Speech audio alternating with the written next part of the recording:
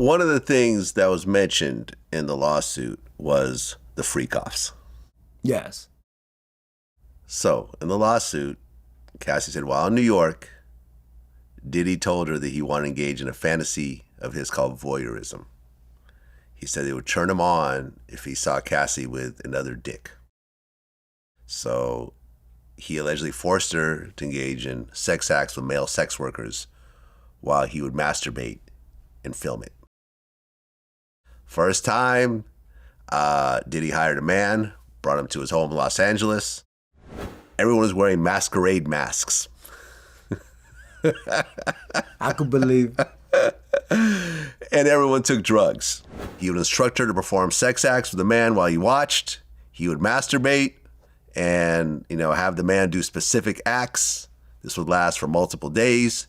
He would call them freak-offs or FOs. And he would basically tell her that he wanted this thing all the time. And eventually he would have her actually go to websites to hire these male sex workers herself.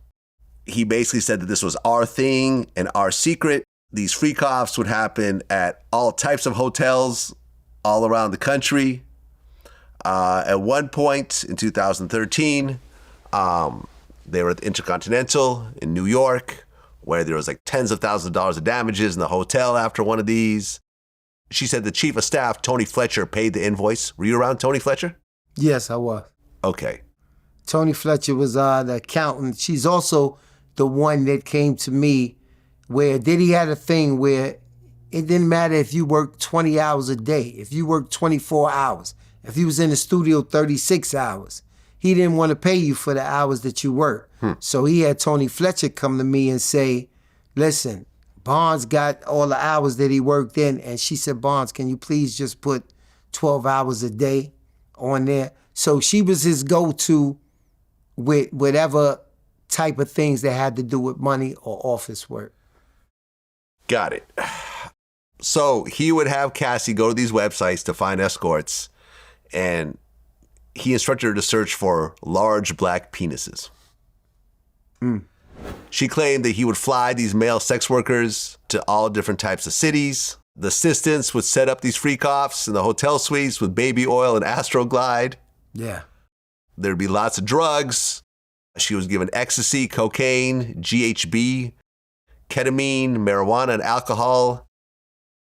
And afterwards, like you described, after these freak-offs, they would go get IV fluids. Right. To kind of recover from it. Yeah, it gets pretty graphic. At one of those situations, he would say, like, grab that big black dick. How does it feel? He would use a laptop and a phone to record everything. And then sometimes he would use her phone and she would delete it. But then he would say, I could still get it back. And at one point, I guess he showed her a video that she thought she had deleted, and she would kind of freak out and everything else like that. And there was, when things didn't work out, there was more violence and everything else like that.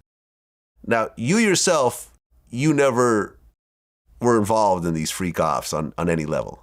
Nah, I never was involved in these freak-offs in any level, but it's what he had, like I explained to you earlier, he had a medicine bag where all the medicines would be in and all the drugs would be in.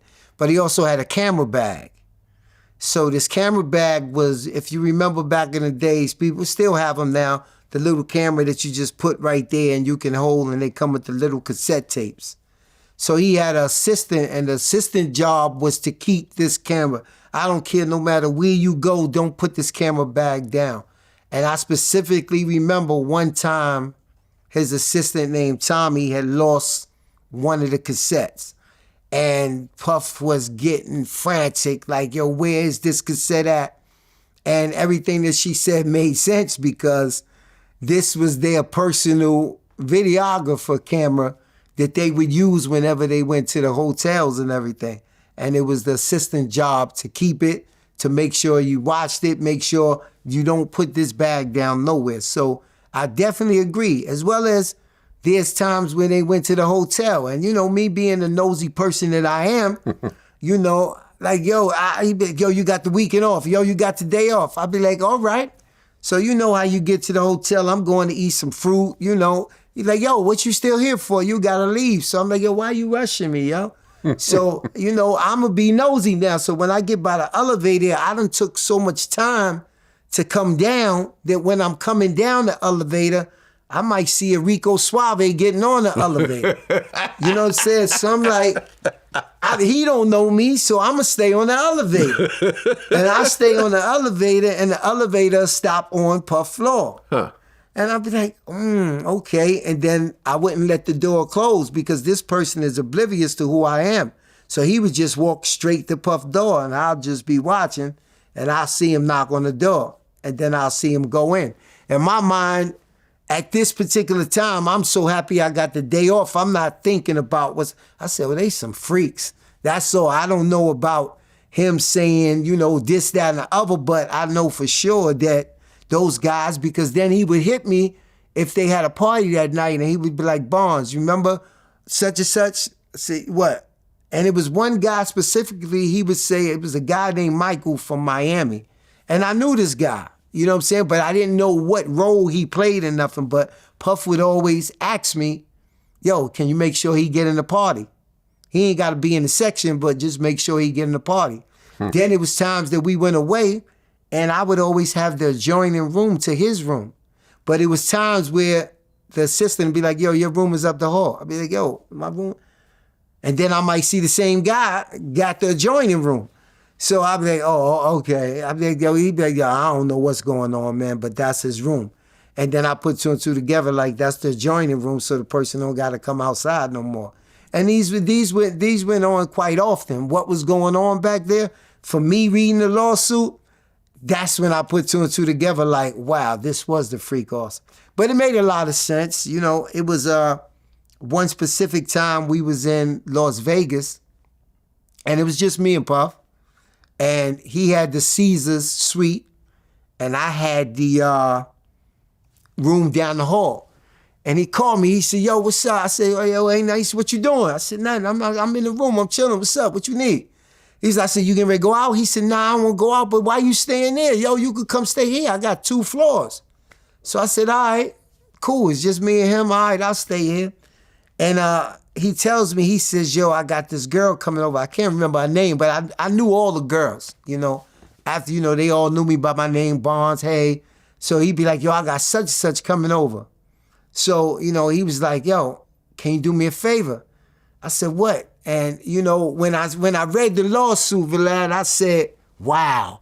Because me and him we would go to the sex stores together, you know. Hustler on Sunset, different places, and he would go over on his side and get everything he get, and I would just kind of watch to make sure people that recognized him wasn't bothering him, you know. And this particular day, he said, yo, it's too much people out there, da-da-da.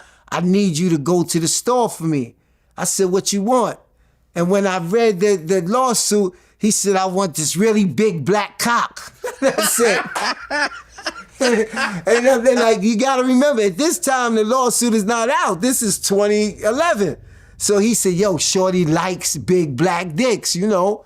And he said, yo, and if she get crazy, you know what I'm saying, I need that. And I said, all right. And I go and get it for him, you know, from there. It's in the bag. I give it to him. He like, yo, where you going to be? I said, I'm going to be upstairs. He said, all right. You know, it's one of his regular girls.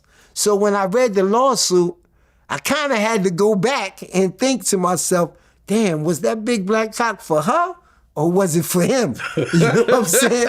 And that's why I know that stuff that she said was true.